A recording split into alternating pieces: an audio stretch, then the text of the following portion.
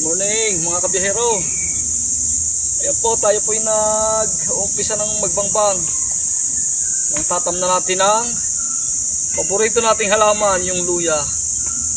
At yan po yung lagi ko sinasabi, hanggat ako po may matatam na hindi ako mag-aalis ng luya. Dahil yun nga pong maliit na piraso, nagiging ganyan kalaki. Yan. Kaya maganda pong itanim ang luya. Siyempre, hindi naman po lagi natin masasabing successful. Kada ang ikangan nalulugi din. Pero hindi po tayo susuko. Lagi at lagi po tayong may tanim na luya. Kasi nga po sabi, hanggat may matatamnan, hindi tayo mag-aalis ng luya.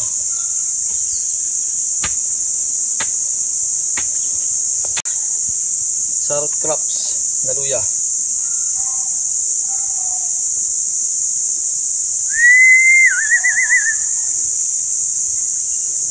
Bukod nga po doon sa ating mga sasakyan, katulad nga po nitong kaunting tanimang ito. So kaya po ako ay nagpursiging magbiyahe.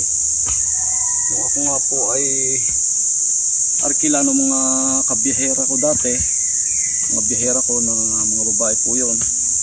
Sila po ay sunod-sunod doon sa jeep natin, jeep ng aking ama, na nagbibiyahe nga po ng mga luya, gabi, sari-sari, kung anong season na prutas sa Pasig City po.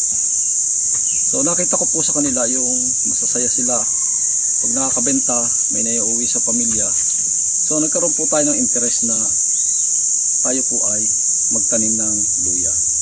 Dahil kita ko nga po sa pangunahin nilang pambiyahe noon, ayun po ang talagang malaking demand pagka nga po sila ay bibiyahe. Kaya po ang malaking pinagkikitaan ng mga biyahera ko. So yun nga po, nag-invest tayo noon ng 10 kilo hanggang sa natuto na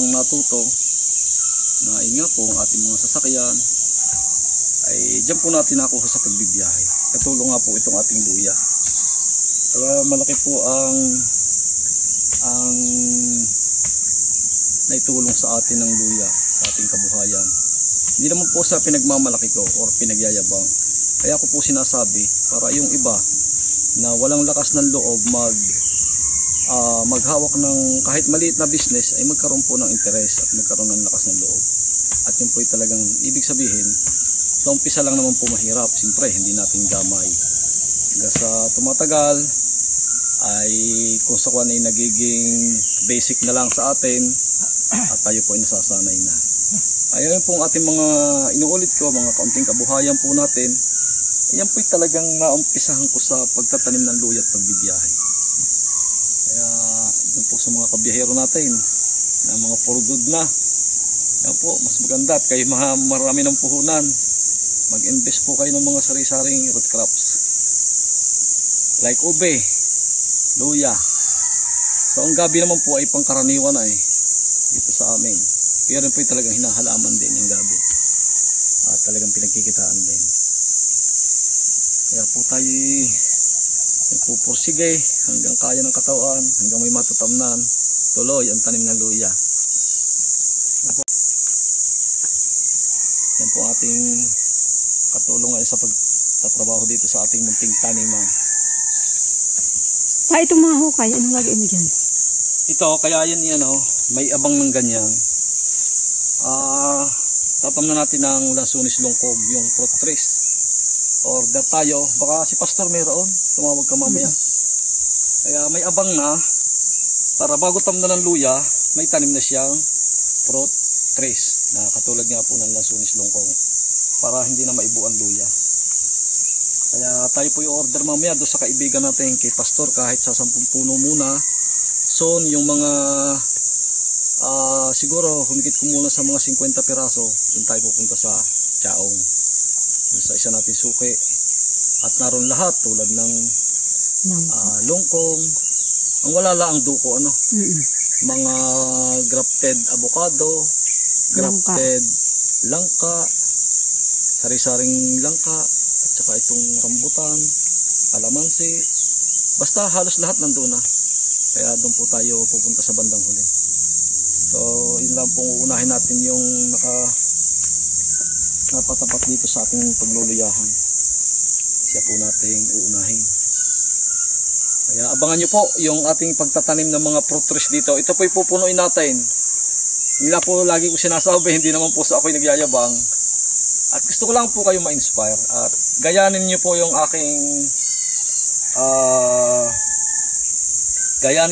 aking ginagawa at hindi po kayo mapapasama.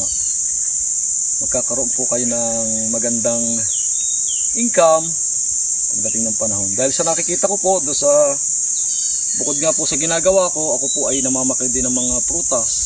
Nakikita ko po doon sa mga pinapakayawan ko na ang bunga ay talaga pong 100,000 ang kinukwenta nila pag sila ay nagbibili ng prutas sa akin. Kaya isa po tayo sa humahanga sa katulad nila. Kaya po tayo nagpupursige din na nag-invest nga po ng ganito. Balang araw, kung hindi naman tayo ang makinabang, pero sana ay makinabang tayo ay yung mga susunod na henerasyon. Yan po, tuloy po ang bangbang.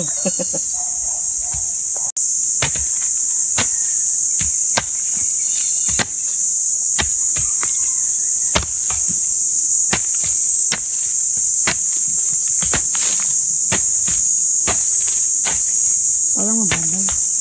Hindi, malapit sa pang sunis.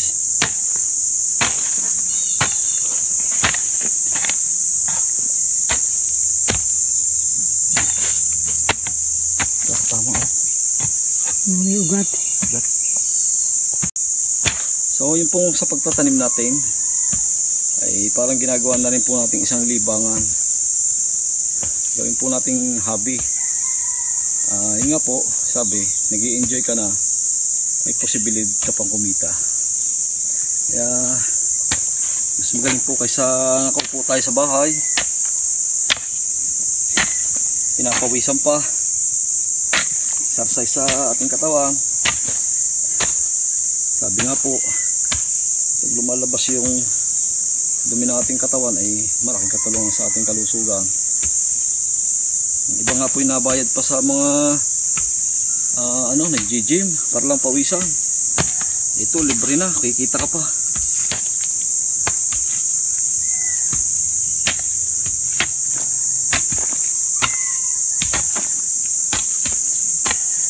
Papaya rin, mayroon sariwa pa. Papaya. Natanggalin yan.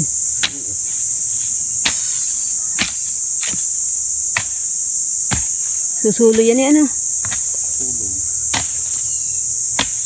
Sabi nung kung ang tuwa ng saging na tinanim mo.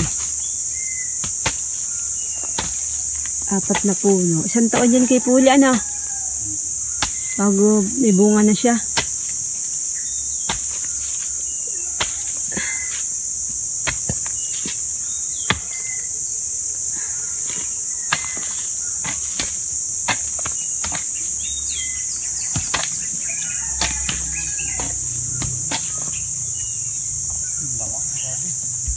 May luwang palang gabi.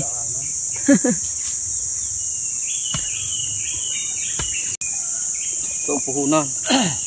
Lintog. Oh, lintog ng kamay. Yeah. Yan ay magiging lipak. Oh. Oh, lintog na nga. Ito na. Lintog na eh. Ayaw ka magwantes ay.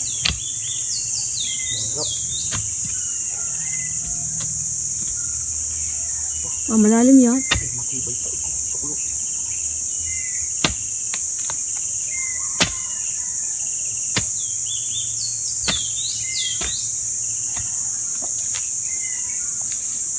Ginagulay yan. Oo nga, yan. Ang bago. Ayaw, ayaw. Malaking dahon na rin, ano? Yan ang pinakakusto ko na ang lalaki. Ay, yan yata ang babae. Nabungang gayon eh. Ito ang lalaki. Malalapad ang dahon. Malapad ang Gabi, dahon. pwede ka namang gulay, oh. Oo nga. Yan po, sino po nakakakilala ng Tingnan halaman mo, yan? ano? Bago. Meron na rin yung tambakol doon, mga kamatisan. Bago. Ano?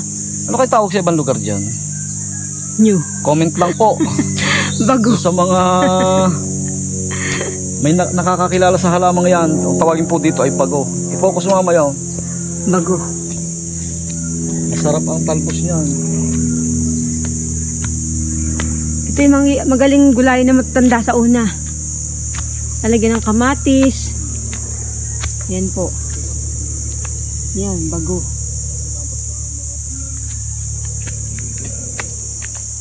Yan, ito po yung bago. Tatalbusan ko mamaya. Drink! Imer, inom muna. May tanim na gabi. May taas na yun. Yan, puno na ng gabi yan. Saka yun, labak. Tapos yung tagiliran noon, tamnan mo ng papaya, yung daanan. Hindi. Yung Babay gilid. Hindi bay gilid. Tatabi natin sa Lasunes. Mga papaya naman. Ang papaya na may temporary lang yun eh. Hindi katulad ng Lasunes na panghabang panahon. So, pwede mong intercrop ang papaya. Intercropping ang papaya at saka yung saging na lakatan. Nag-order na po tayo kay Tres Planters kanina. Ilan in-order mo? Natin, ha? Ilan in-order mo? 30 piraso muna. Sabi ko hindi naman lalahatin. Siyempre, sisingit-singit lang natin diyan. Kung kulang, saka uli order. Ay, Papa, yung tagilirang ito. Ang gandang lagyan. Tapos nangangailangan ng mga suwi ng lakatan. Tawag lang po kayo sa akin at kayo po sasamahan ko kay Tres Planters. Marami po silang suwi ng lakatan na subok na talagang bumubuwig ng malalaki at magaganda. Kaya po doon lagi ako nakuha. Tsaka mura po. Mura na, maganda pa. Tapos kailangan natin ng maraming pananim na ube. May order po pala. May order tayo, Papa, na po, ube. may tumawag kay kabiyahera kanina na nag-order sa atin ng 1,000 kilo ng ube. Si Kuya Eddie, taga Marikina.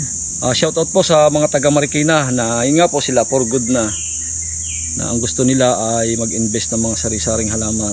Nakita raw niya sa vlog mo. Yun, nakikita daw po sa vlog natin. Kaya thank you po at na-appreciate nyo po ang ating mga vlog, ating mga video na talaga naman pong punong-puno ng pag-aaral tukol nga po sa mga sari-saring halaman. Pero yung pong tinuturo ko ay yung po ay base sa aking karanasan na aking pong natutunan sa mga ninuno natin na isa na po natin ina-apply. Bukod nga po doon ay tayo naman po ay nakaka-attend na rin sa mga seminar ng agriculture, so nadadagdagan po mga kaalaman. Kaya malaking bagay po yung ika nga ay tayo ay lahat ng bagay hanggat kaya ay pinupuntahan. Okay. Si Biyahero. Tayo nga muna. Basang-basahin ng pawis pa. Magpwede mo ang t-shirt. Ito ang Basang-basa eh. benefits ng pagbubungkal ng lupa. Ang bilis pawisan.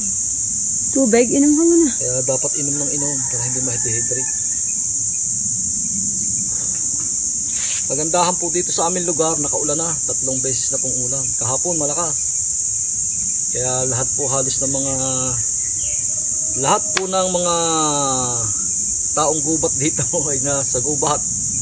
At nag-uumpisa na po magtanim. Kaya thank you Lord at umulan. Thank you Lord sa blessing. Talagang malaking blessing po yan para sa aming mga farmers. Hindi lang po dito sa atin, sa buong Kapuluan, na kung walang farmers, walang makakain ang tao. Kaya yun po laging sinasabi, mahalin natin ang mga farmers. Yan ang malaki nagiging contribution yan sa mundo.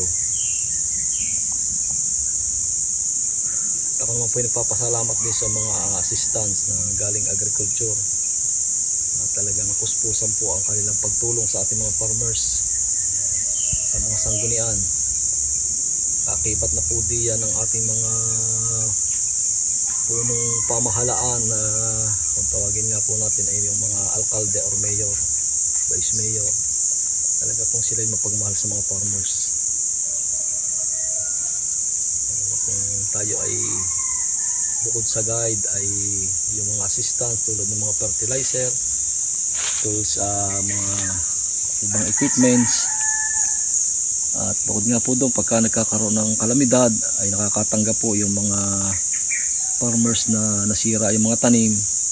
Hindi lang po talaga sabay-sabay, siyempre hindi naman po ganong kabilis ang paglabas ng budget, kaya O unawain din po natin ang mga taga-DA.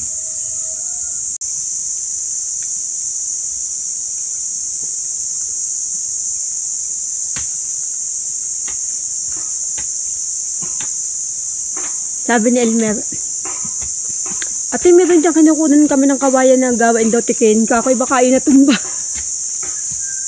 Natumba na ng baha.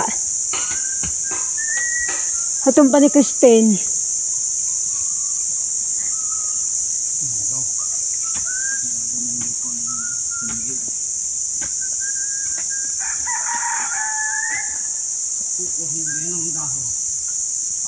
Bayawak na naman. Kamoy-moy. Kain na ka. Wala na ulan. Hindi nakain na. Pinagbili ka oh. Ikaw na. Wala tutip sila ang gayo. Oh, mahal pala yun? Bawal sa relihiyon ng ano? Nalay, kaya nga pinagbibili.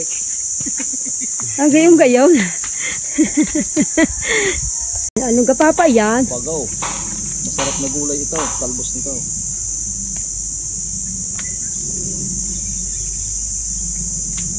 Ano kayang tawag sa ibang lugar dito? Yung dulo. Yun pala, bababa. Anong maliit na sanga? Are. Abot mo. Yun.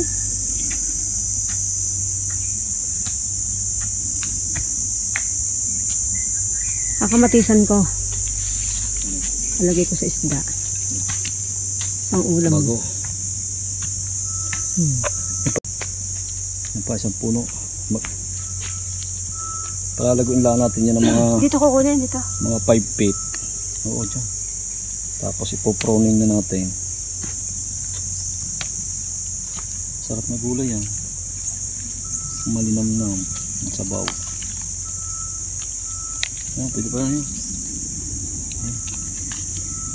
Yun. Oh. Yan, sarap. Talagay ko sa kinamatisan ng tambako. Maliit pa lang ay napapanggulayan na agad. Ay, napatapas na yan. Yun po. Lakad na. Siya. Ano? Baka umulang. So yan po.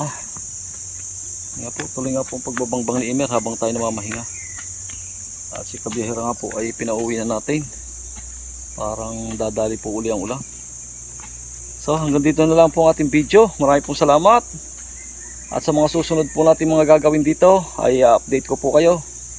Nang sa ganun po ay magkaroon po kayo ng malawak na kaalaman para sa pagtatanim ng mga iba't ibang halaman. So yun po, hanggang sa muli po. Maraming pong salamat. God bless at ingat po tayo lagi. Yun, paahon na po ako. Uwi na. Iniwan ko na sinabiyahero. Nandun pa, nagtalubang babangbang pa. Ayan. Ahon. Ahon po tayo. Ayan. Paahon.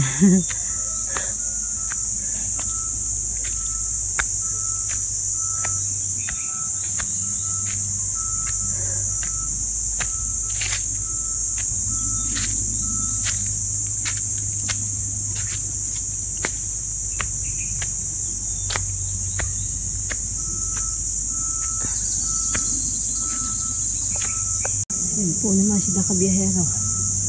Ayun. Yun na, bye-bye! Hubo tayo ng kalamyas. Ito pong ilalagay sa tambakol. Na kinamatisan, sasama natin po sa bago. Kakaunti na po ang bunga. At napanguha na po noong isang araw. Walang tayo ilang piraso.